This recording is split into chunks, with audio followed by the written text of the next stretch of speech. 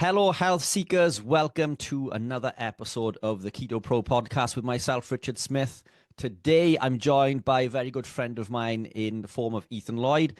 Efan is an incredible runner, has an incredible story to tell.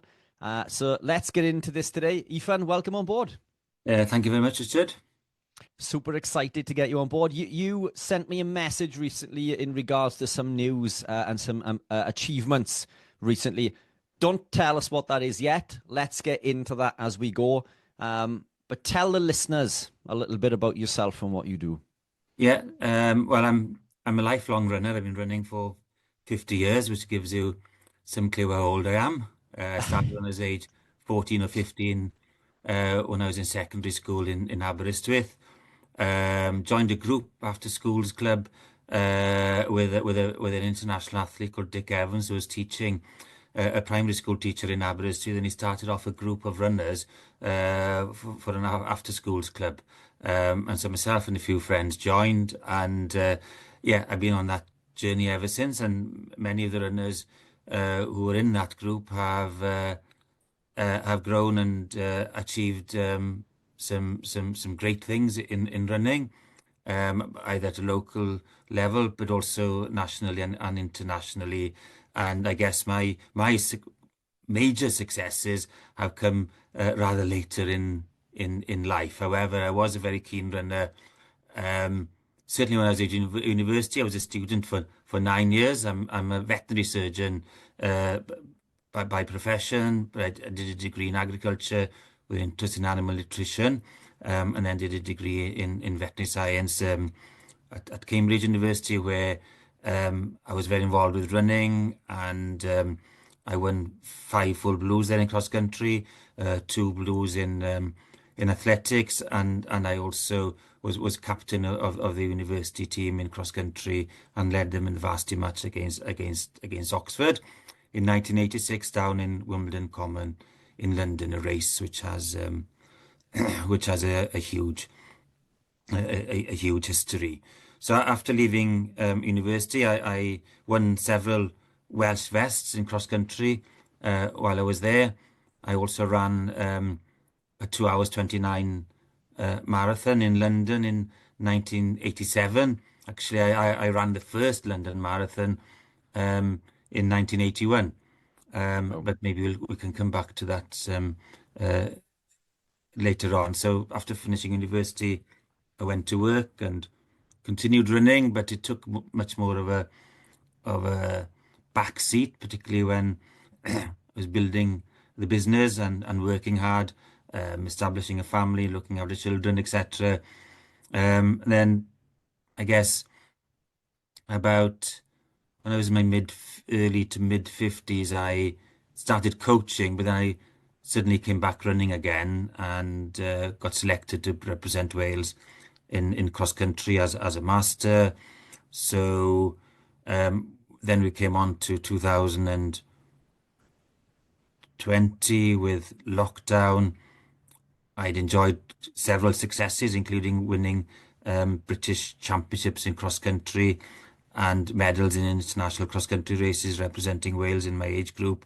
But in 2020, 2021, I joined the Lydiard Foundation Group, which is a coaching group, I should say, a global one, if that's the right word for it, which is set up on the principles of Arthur Lydiard, a New Zealand coach in the last century, who in the early 1960s was a pioneering coach who introduced certain methodologies into training that were used by several Olympic gold medal winning New Zealand athletes in the 1960s and into the 70s and 80s. And those principles, he was regarded as one of the greatest coaches of the last century.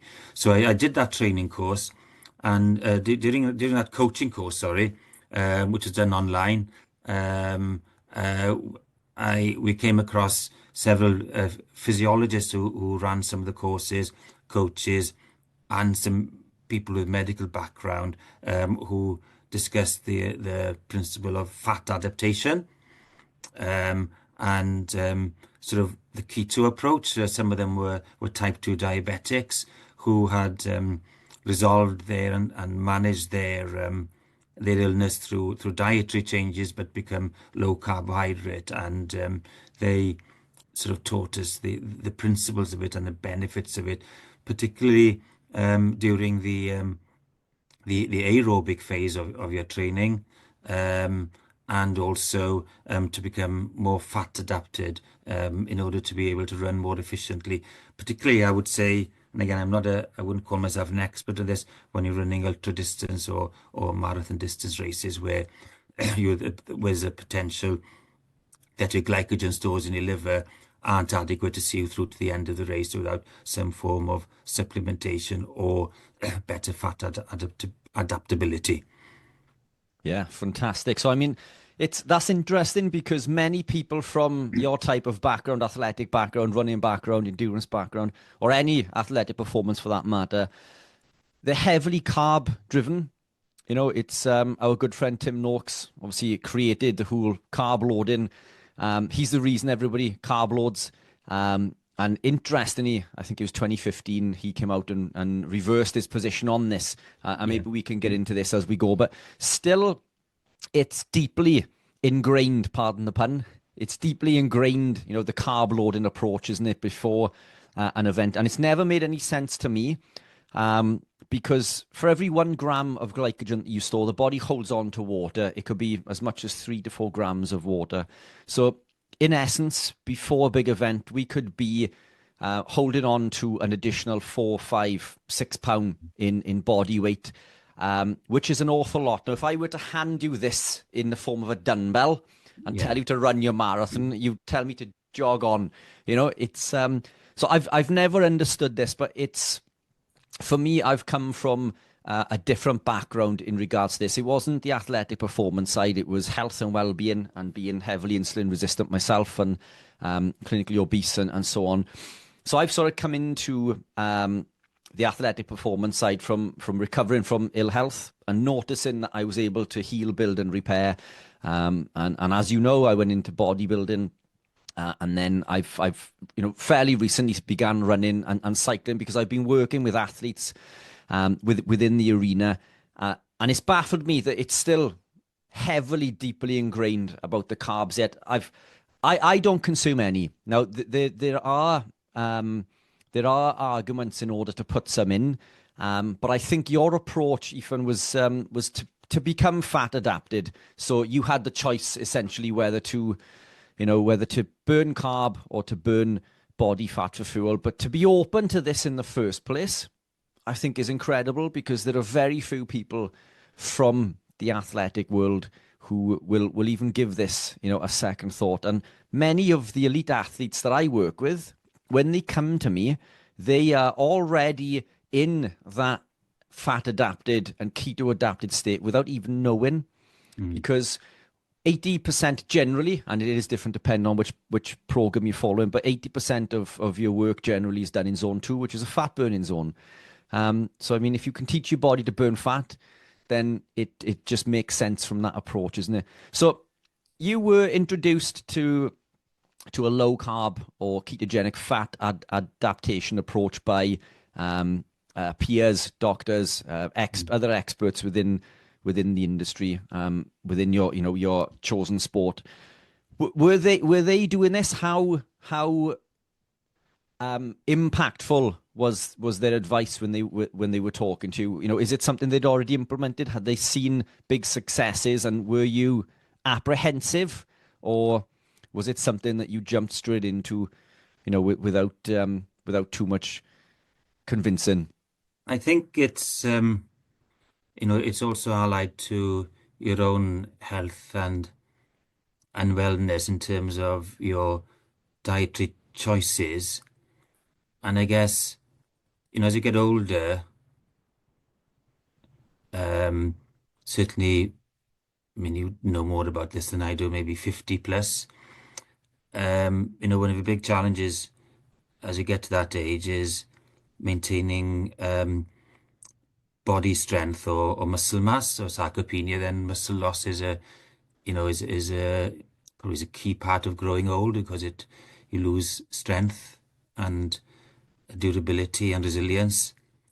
And therefore, one of the things I looked at was actually I need to increase my protein intake, and protein intake, which is nutritionally fulfilling and has got, the best range of nutrients in it, and it's nutrient dense, and the amino acid balance in it to help with muscle growth. We'd also need to ally that with, about 5 years ago, being a bit more disciplined to do some weights, although I do a physical work anyway, but to keep your muscle in tone and try and keep your muscle mass, because even though you're an endurance runner, you need, good strength weight ratio, if that's the right term for it.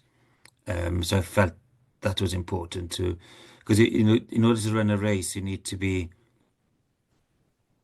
fit. You need to be physically fit, metabolically fit, not forgetting the important mental aspect of it as well. But in order to run a race, you have to be fit to get to the start line, and you need to be healthy. So the healthier your body, you're in a much better place to get the best out of it. So you need to be healthy. And so therefore, in my personal view, I've adapted my diet, hopefully, and it's difficult to prove it scientifically. We're all experiments of one at the end of the day. We do what we think is right for ourselves. I feel that's helped me as well, by hopefully making myself more resilient, and hopefully, keeping my immune system well tuned to fight off infections, and try have the body in a less inflammatory state, because inflammation, is a key issue as well, particularly for runners. I mean, I know myself over the years, when I'm running, 60 or 70 miles a week for several weeks on the trot, you're putting, especially as you get older, you're putting your body in under a lot of pressure and stress, and therefore nutrition is one of the key fuels. And to manage that and make sure you have the right balance, because you can't, you don't use dirty diesel in a Formula One racing car. So you need to eat the food you think is going to help enhance your performance and your health, and your metabolic health as well. 100%. I think you've nailed it. I mean, this is a key point that people tend to miss, is that protein are the building blocks. They're the foundation to everything. And it's so fuel being one thing, but healing, repair, and recovery something else. And animal proteins, we know, are the most nutrient dense. They contain the best form of amino acids, vitamins, and minerals, everything that we need, not just to survive but thrive. So I mean, from a simplistic approach, animal proteins, fantastic. Animal proteins come in natural fats. Muscle protein synthesis is increased with the co-ingestion of fat and protein, so this is going to help with healing and repairing. And then as a fuel source, fat is a far more economical source of energy. It's less damaging. It causes less glycation, less advanced glycation end products, less exposure to the inflammatory pathways, the NOx pathway, and NFKB, and all of these things downstream, which lead to ill health, as you rightly say. So it makes perfect sense. You don't put, and I like that, you don't put dirty diesel into a Formula One car, 100%. So what were your initial approaches? So you've been introduced to this way of living. You'd thought to yourself about consuming highly nutrient-dense foods. So we've got the protein thing nailed. What approaches did you begin to take? Because I'm assuming, Efan, that you came from a high-carb background initially. I'm guessing. Is that right to say? I'd say reasonably high carb, yes. I certainly, for training and racing, my approach would be high carb. And I'm not dismissive of high carb, and I'm not dismissive of people who choose, a different type of diet, whether they go for a more plant-based diet, or even if they, or even people who are vegans. I mean, they can, because I know runners who are carnivores and they perform really well. I also know people at the other end of the spectrum who also manage it. I think they have to manage it and make sure they get all the nutrients in, I can't say what the long-term benefits or otherwise of those approaches. But it's for people to make their own decisions as to what they think is right for themselves, and but also to be open-minded enough to change the way they do things if they're going down the wrong route. I think you've got to be open-minded enough to do that, and we all make our own choices. So, but I think from my perspective, I'm definitely not. It's definitely not carnivore, but I do eat a significant amount of meat. Um, I'd like to think I'm more fat adapted, and I certainly utilize that or apply that, I should say, in my training approach. So if I'm training, say, for a more endurance type race, for a marathon, something maybe, I don't know, 30 kilometers or further, depending on the terrain, of course. Because if you're running off-road, you're running that much slower, so therefore you're on your feet for longer. Marathons and ultra marathons, then you need to start to think about your fueling strategy. And yes, you can do it on carbs, and you hear of athletes taking 90 to 120 grams in per hour in a race to fuel themselves, particularly faster marathon runners. I was listening to a webinar or a podcast with Professor Tim Noakes last week, I think it was, and he was questioning the 2 hour marathon, whether it was possible to go significantly under 2 hours without being fat adapted or keto, that it was difficult to get enough carbs in as a sole source of energy, where they could ingest and utilize, because you can't utilize all of it. You can only utilize a percentage of it to run those sort of times. So, looking towards the future, maybe I suspect, I wouldn't be surprised if the top marathon runners in the world are quite keto or fat adapted in their approach. That they can, because as you train, especially in the aerobic phase where you're running, mileage at a comfortable pace, you can, because when you're walking, you can walk all day on fat, I think, because but the faster you run, the more carbs you tend to use. So what you need to try and do is adapt yourself to utilize fat more at the slower speeds, and then as you speed up, that you're able to utilize fat at faster speeds as well. So when you come up to a marathon, you're actually in a state where you're utilizing, I can't tell you percentages. I don't make that sort of scientific measurements, but you're in a position where you're actually utilizing fat as a source of energy, therefore um, not totally dependent on your liver glycogen for energy, because your glycogen stores will maintain you typically for a reasonable marathon runner about 18 miles, and then of course hitting the wall is when you bonk in a marathon, is when you run out of energy. And I've had that experience several times. It's not very nice, and I worked hard to try and and solve it, and I did that in the very last marathon I did. So what did you implement in order to combat the bunking? The first thing I did was at the weekends I go running in the morning, so I run on an empty stomach, more or less. I might have a coffee before I go out.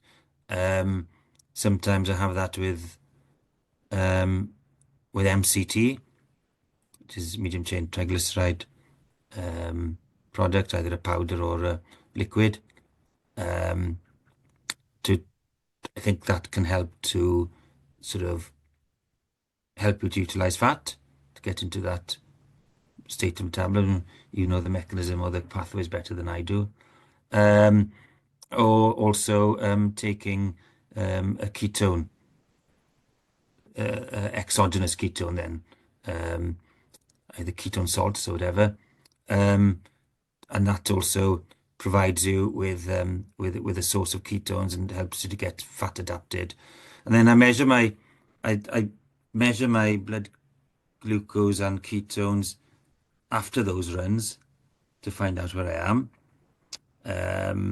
And my aim is, again, on the basis of some advice I've received from Professor Noakes, is try and, when I finish the run, that my blood glucose is around or no less than around 4.5 millimoles per litre. Because once your blood glucose goes down and you hit the wall, I don't think it's a simple matter of just taking glucose in and getting your blood glucose up again. I think it's rather more complex than that, because I think it affects your mind as much as anything else. So, and your mind, I think you go into some sort of protective mode. So you need to avoid that. So I've been finishing runs sometimes with blood glucose at 4 or slightly less, and I can feel, now that I know what it looks like on my glucometer, I know there's a certain feeling attached to it as well. And I also find I'm more tired after the run. It takes me longer to recover, so it's really important to do that. And I found that by taking a ketone supplement at the start, or half an hour before the run, that also helps to keep my glucose up. But it also, when I finish, I find my ketone levels are in the sort of what you might call the nutritional phase, or the range, then I should say. Obviously, you don't want to go into ketoacidosis, because that's something you have with diabetes, which is not a very nice state.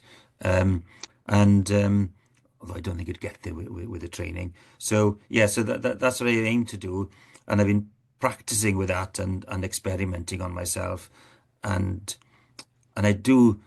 So I do that so if I was training for a marathon in the early stage, I would start off with my long runs, my easy runs on a Sunday, 2.5, 3 hour runs, not at race pace, obviously, maybe some segments of it, looking to come back in nutritional ketosis and with my blood glucose in the around 4.5 mark. That's what I'm aiming for. Then you try but when I come up close to the race, then I adapt my start taking, because I do take the last couple of marathons anyway, I take some supplements or carbohydrates in during the race, and I use a product which has got a live steady form of complex starch in it, so it's not fructose or glucose or similar product. It's a complex starch, so it's a slow release carb, so it doesn't give you a glucose peak or even an insulin peak, because obviously if you've got high insulin in the blood, it's not possible for you to break down fat, because it inhibits it, because your glucagon can't kick in, because they oppose each other. Again, you know more about that than I do, so better be careful what I say. So correct me if I'm wrong. But as I get closer to that, I start taking the supplement I would be taking in the race. So I take, say, up to about around 20 grams an hour, maybe slightly more. It's complex. So, and that works with the ketones as well. They work alongside each other. And the reason I do that is because on race day, you want everything to be right for peak performance. So anything you can do to maximize that, or to optimize it, is a strategy I'd adopt. I'm not saying I've got it right, but it's worked for me on several occasions. And in my opinion, and certainly at my age, because it does worry me as well as an athlete, if you're taking in large amounts of carbohydrates and sugar all the time, especially if you're taking in a lot of sugary supplements during a training, what the long-term impact that could be, because you might be getting into sort of into insulin resistance, and you could have that for many years, without knowing it, because we don't generally measure blood insulin to know what's happening there, which is something I would like to do actually, to measure my blood insulin at a regular level, because for good health, optimal health, I think you need to keep your insulin down and your blood glucose down. That's key for long-term health. Yeah, spot on. But I think you've touched base on a few things that within the athletic community, there seems to be a divide. It's black and white. It's either keto or carb. It's either low carb, or high carb. And that's not the case. I think your approach is, and your initial goal was to become dual fueled. Therefore, your body can utilize both, and it can basically benefit from both. And that, I think, is incredibly important. A number of athletes that I work with train fasted. They eat practically zero carb almost all the time. They compete and train at high levels on zero carb. But in big events coming up to it, they use a similar approach in which they'll start to add in carbs at certain points of training. And I think the key to this is that high volumes of carbohydrate can be damaging. Let's park the glycation and all of these other aspects of it. It can cause severe gastro distress, which can ruin your event in a second. So, there's a few things to think of in regards to this. Well, if we are fat adapted, is it going to hurt to put a little bit of carb in? I don't believe so. Could it potentially be beneficial? Quite possibly. So, ergo, why not be fat adapted and implement a little bit of carb? And as you say, around 20 grams per hour is what the body needs. Now, the body is capable of making this amount, but at 20 grams, then it's not going to cause any gastro distress, especially if you've experimented with it leading up to the event. And that's the key. I think it doesn't have to be black or white. And I think you're a perfect example of this, that you can train to become dual fueled and you can utilize tools in order to further improve your athletic performance. Because it's all about these 1%, isn't it? It's all about these little levers that we can pull. If the addition of a small amount of carbohydrate on top of being fat adapted is going to allow you to take, a minute or two off your time, then that's a huge amount. It's so a number of athletes that I work with try this, and the opposite is also true. I also work with a number of athletes who take zero carb at all, and they're both really successful. But the common ground between the two is that they train fasted, such as yourself. They've become fat adapted and keto adapted, which is different to being fat adapted, by the way. And as you say, you've upregulated your body's ability to produce and utilize ketones in the right form of beta hydroxybutyrate, because there are other forms which are wasted in the initial phase. And this is the reason that many athletes will try this and think it's not working, it's not for me, because they haven't gone through this adaptation period. Although it is a lot easier, I think, for endurance athletes to transition because they spend so much time running. Their bodies enter a ketogenic state, whether they know it or not, because of the zone 2 training. So they're constantly training to be in that state.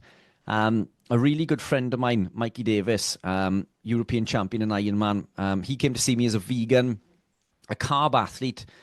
We tested his ketones and he was producing ketones. And he didn't know it. He was eating intuitively. He had what I'd class as a healthy vegan lifestyle, and he transitioned into being ketogenic and carnivore incredibly well, because he was already keto adapted. And he's experimented, same as you, with trying carbs at different levels, with some incredible success. So it doesn't have to be black and white. It's why not train the body to be adaptive and have the ability to do both. Sorry, for 2 seconds. Okay. Give me a kiss then. Okay. Love you. Sorry, man. I'll have to cut that out. How far are we? Probably about 38 minutes. I can't see it. I've got no time at my end. That's okay.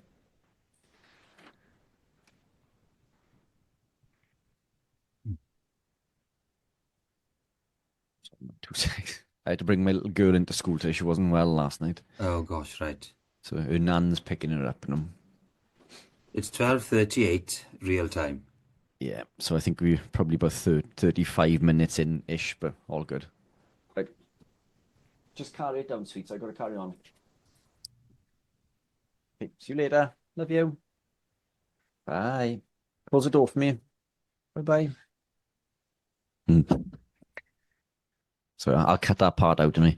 But yeah, there's that divide, isn't there? In regards to, and these crazy numbers that you mentioned, 80 grams, 100 grams, 120. I've even seen some athletes reference as much as 180 grams per hour, which is mind-boggling. But I do question whether these athletes are indeed taking this amount. And the reason I say this is Mikey pointed it out to me recently that in a recent Ironman event that he was watching, the camera's on the leader the entire way. Yeah. And not once did he use an energy gel. Not Right. once. Yet the commentators are constantly talking about the amount of glucose that he needs. He didn't consume any. Now the argument there was it's in the bottles that he's drinking, but then they have a sip and then they pour it all over the. I know, yeah. So you're not gonna do that with a sugary drink, something that is sticky. So I mean, is it a case that even, I'm not saying that they don't use carb at all, but these athletes are obviously incredibly fat adapted and keto adapted, I believe, to be able to perform at that level. Whether they know it or not, I think it's an integral part. So it's incredible. I think that you've decided to take a step back and look at alternative methods, because many people don't. They seem to be tunnel visioned, and I don't want to say brainwashed, but I mean I'm all about the 1%. I'm constantly looking for levers that I can pull to improve my health, my well-being, and athletic performance. I want to be the best version of myself. If putting in carbs were to allow me to improve by 1% at whatever level, I would be doing that. And I've tried. I've experimented with carb feeding, backloading, all sorts, targeted refeeds from all different sources, and it doesn't work for me. So I train and compete on zero carb. I'm not, your level, your caliber by any means. But if I put it in, I notice aches and pains. I feel like I can't breathe. I feel inflamed, and I can tell by my numbers, my heart rate, and everything else, all of the metrics that I track. I would love to put carb in. Because I'm a sugar addict. We all are. If I can live my lifestyle and utilize carb, then that's win-win for me. But the fact is, for me and for at least many others, it seems to be more problematic than beneficial.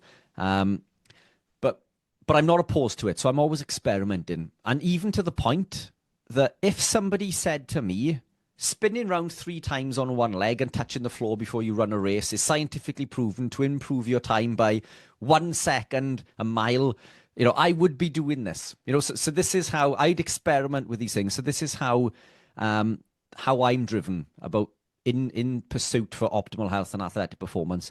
But many aren't.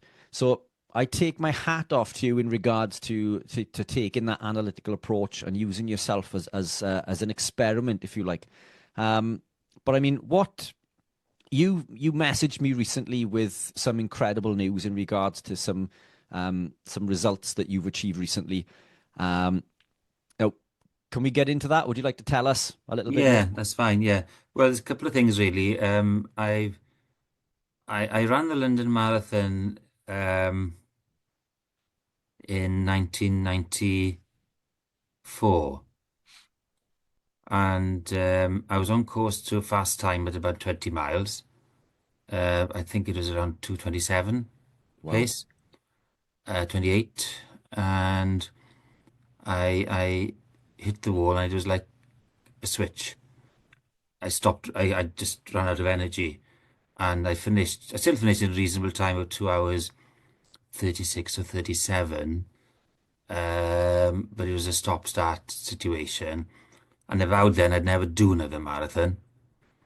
And I didn't run another marathon for 25 years. Because mainly my races were shorter, and my training wasn't suited for a marathon in many ways. So I did a marathon in New York in 2019, just after my 60th birthday.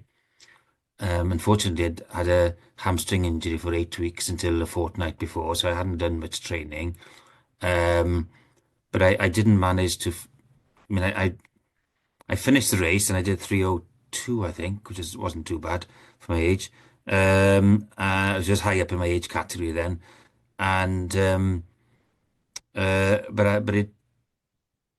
I did have a fueling strategy for it, but it didn't work very well. I think I ran out of energy, but not completely.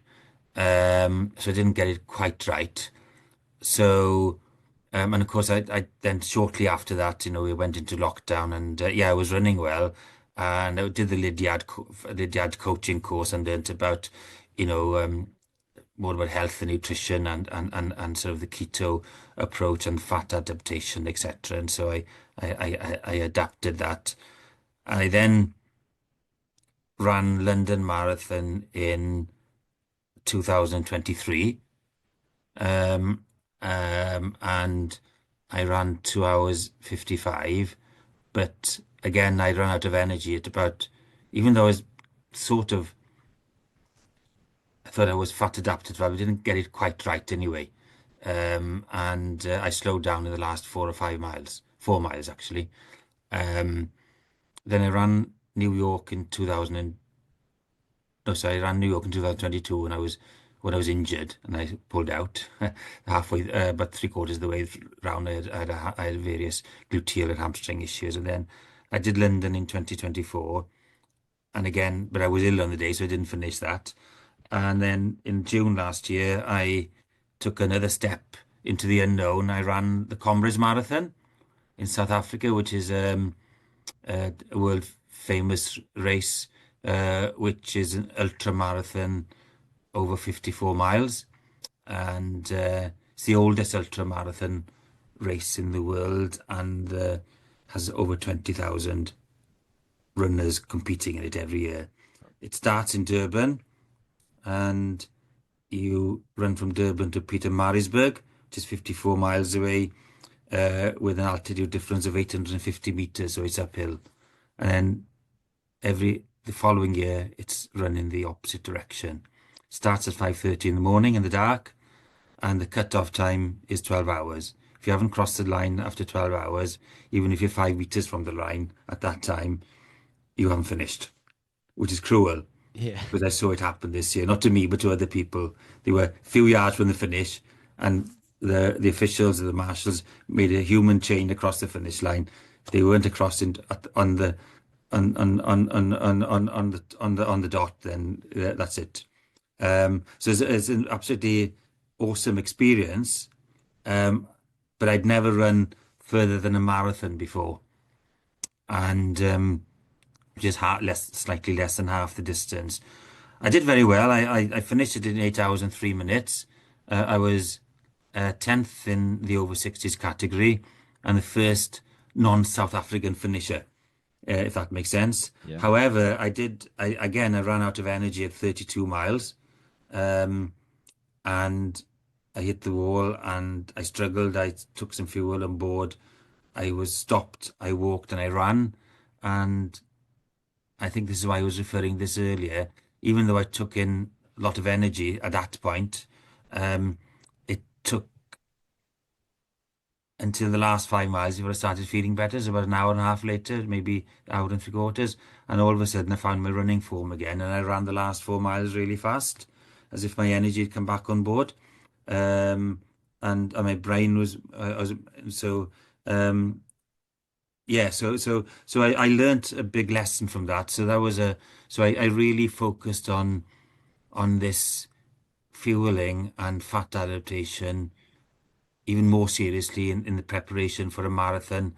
I was running in October last year, which was the World Masters Marathon Championships in Bucharest in Romania.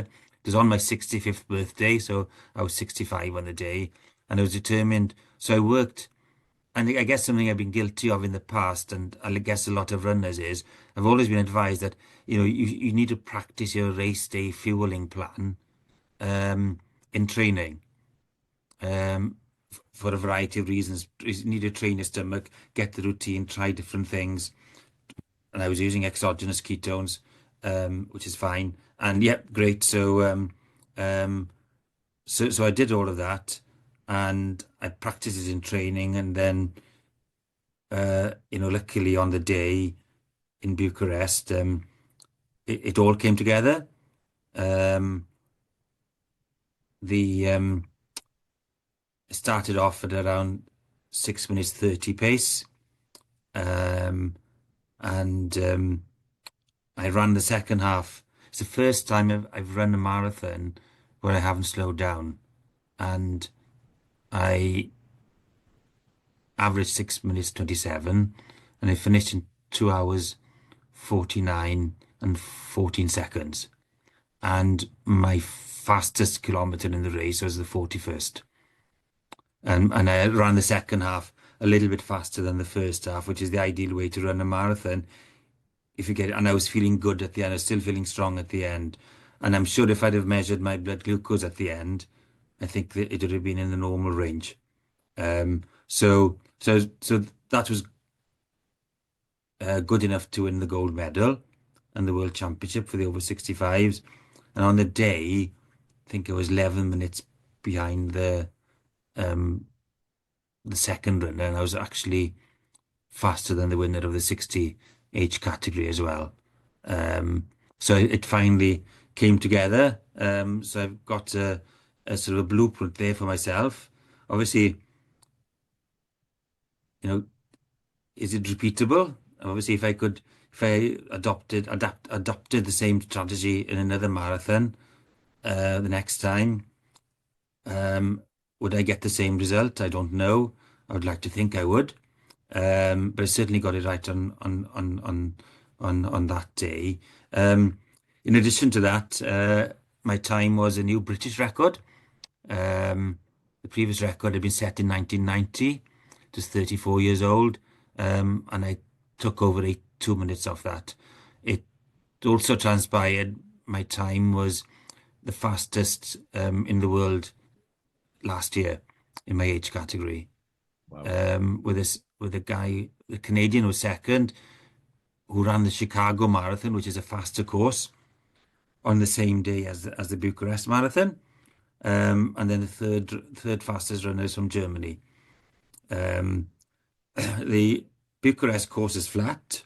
It was actually quite a warm, a very sunny day, strong sunshine. It got quite warm in the race, but runners would know this. There were 7 out and back sections in the race where you run in one direction up a road, and then you have to turn back on yourself and come back on the opposite side, and that obviously slows you down as well.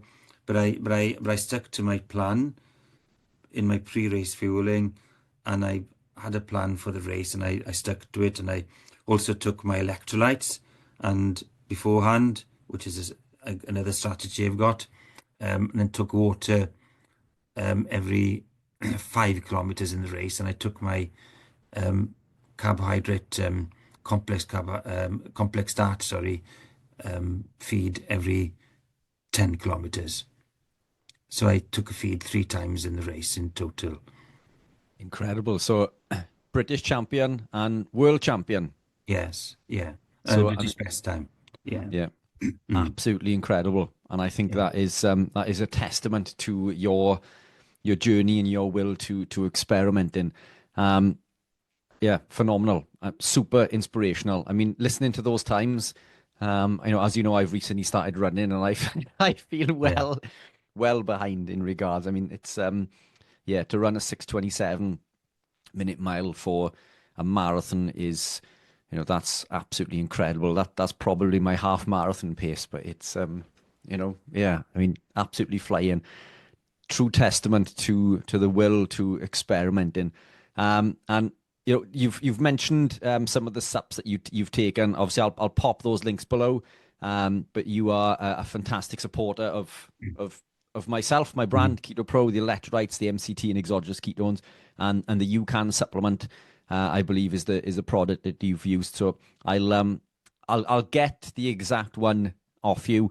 and we'll pop all of those links below for people to take a look at. But Efan, incredible story. What would be your top tips to give to someone who is looking to improve their athletic performance, maybe on the fence in regards to experimenting with low carb and ketogenic and fat adaptations? What advice would you give them? Well, that's a very good one. I think one piece of advice I would give is never give up. Um, my time of 2 hours 49:14 in Bucharest was 14 seconds faster than my London Marathon in 1981 when I was 21 years old. Wow. So 44 years later, I ran a marathon. I ran a faster marathon than I did at 21. So yeah, so don't.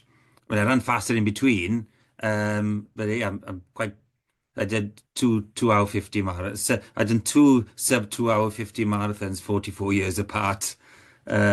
So yeah, Wow. you obviously when you get older, I mean, obviously you've got to be lucky as well, I guess, that you haven't, obviously as we get older, we can, all sorts of illnesses can impair us. So I'm lucky to be fit and healthy and not on any medication. Um, so it's partly luck, or so that's good.